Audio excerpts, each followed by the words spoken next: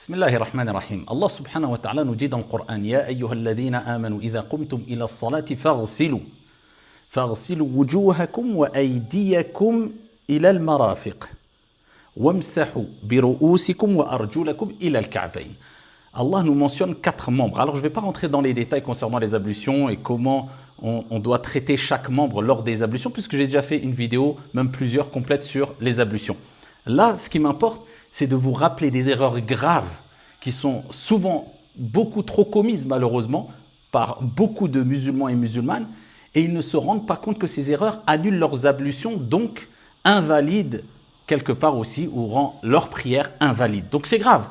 Et beaucoup de savants et de fuqaha et de pieux et de vertueux nous ont rappelé que la concentration lors de la prière dépend de la concentration et du perfectionnement lors des ablutions. Donc ne négligez pas les ablutions. Je vais vous parler ici brièvement d'une ou deux erreurs qui sont beaucoup trop commises et qui rendent les ablutions invalides. Alors Allah Azza wa Jal, dans le verset que je vous ai cité tout à l'heure en arabe, il nous rappelle les 4 membres principaux concernés ici par les ablutions. Lorsque vous vous levez pour faire la prière, vous voulez accomplir la prière, bien sûr on doit faire les ablutions. Il nous dit lavez vos visages. On va en parler rapidement, mais je vais commencer par un point qui est peut-être plus important, puisque les erreurs se répètent beaucoup plus sur ce point-là. Donc on doit laver le visage. Ensuite, il nous dit de laver les mains jusqu'au coude. Et voilà ici l'erreur que je voulais souligner ici, que beaucoup commettent, à savoir, ils bâclent ce membre-là. Ils ne se rendent pas compte qu'ils ne le lavent pas complètement, puisqu'ils commencent à partir des poignets en lavant ici leurs membres jusqu'au coude, en oubliant de laver les mains. Et ensuite, il nous dit bien sûr, on doit passer de l'eau sur les cheveux et laver ses pieds jusqu'aux chevilles. Alors, je vais vous montrer rapidement l'erreur qui est commise. Concernant les mains, donc on lave bien sûr le visage et on doit le laver correctement. Je ne parle pas des sunan, des choses qui sont surérogatoires, je ne rentre pas dans les détails. Je vous ai déjà dit, j'ai déjà fait une vidéo sur cela. Il faut savoir que quand on lave les mains au début des ablutions, ce n'est pas obligatoire, ça fait partie des sunan. Okay? Moi, je parle de ce membre qui est obligatoire, qui est concerné par l'obligation qui fait partie de l'fara'id, si on veut. Alors, on lave le visage. Le visage, bien sûr, il faut savoir qu'il faut bien comprendre que le visage se délimite. C'est entre ici le haut du front, le bas du menton et d'une oreille à une oreille. Et il ne suffit pas de mettre un peu d'eau comme certains font comme cela. Non, non, il faut bien verser de l'eau et pour les malikites, accompagner cela de ce qu'on appelle la delk, c'est-à-dire cette sorte de friction. D'accord, on accompagne en frottant bien et on ne se précipite pas. Puisque si un membre qui fait partie des obligations, des piliers si on veut des ablutions, n'est pas lavé correctement, eh bien les ablutions sont invalides, la prière est invalide. Donc ensuite, Allah nous parle ici des mains à laver. Là, ça devient obligatoire. Quand on commence les ablutions, laver les mains, ce n'est pas obligatoire. Mais quand on arrive à ce membre qui est de laver les mains jusqu'au coude, eh bien, les mains doivent être lavées obligatoirement. Et beaucoup, ils lavent leur visage. Et lorsqu'ils arrivent aux mains ici, qu'est-ce qu'ils font? Ils font comme cela. Ils passent leurs mains ainsi. D'accord? Et ils se contentent de laver donc le bras. Et ça, c'est une erreur. Les ablutions sont invalides et la prière est invalide.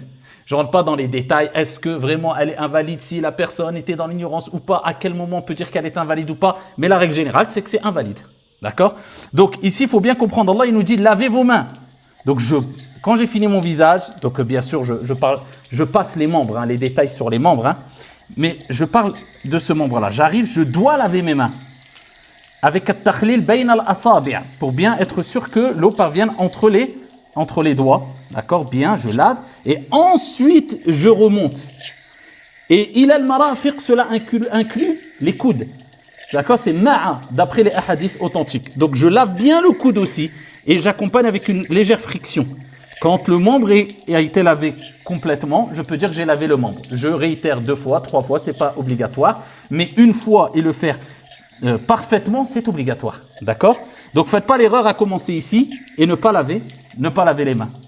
Et il faut savoir qu'il ne faut pas qu'il y ait d'obstacle, comme vous le savez, entre l'eau et le membre qui doit être lavé. Comme par exemple, certaines femmes ont du vernis à ongles.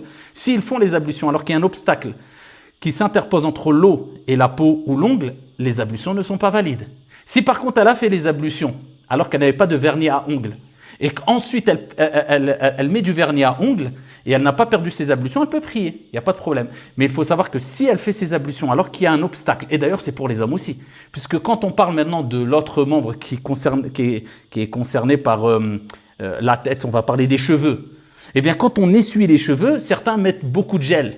C'est gel puissance 30 ou je ne sais combien, les cheveux ça devient du béton.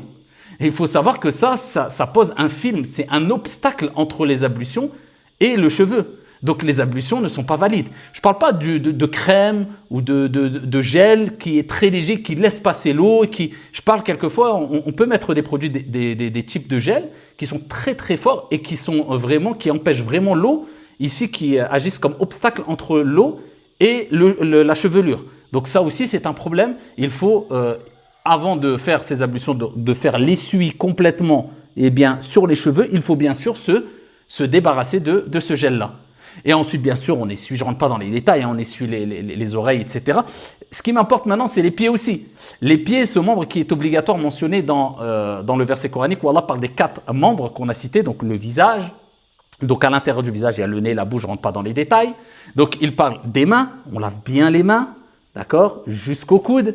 Il parle donc d'essuyer les cheveux, donc on essuie bien, on s'assure qu'il n'y a pas d'obstacle.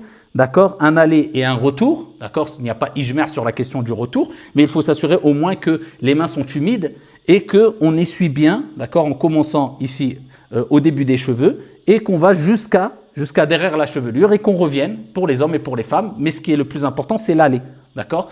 Et ensuite, il y a les pieds. Et les pieds, c'est ilal ka'bayn, c'est-à-dire qu'on doit laisser couler l'eau et en même temps faire ad-dalk, c'est-à-dire on frotte un peu le pied légèrement partout et on s'assure que ça monte jusqu'aux chevilles, puisque certains lavent simplement que le dessus des pieds avec un peu la plante et ils pensent avoir fait les ablutions. Leurs ablutions sont invalides, donc la prière est invalide. L'acte d'adoration pratique le plus important auprès d'Allah, la prière as-salah, est invalide. Cet acte qui est l'acte pratique, le premier sur lequel on rendra des comptes au jour de la résurrection, as-salah, est invalide. Ce n'est pas une mince affaire.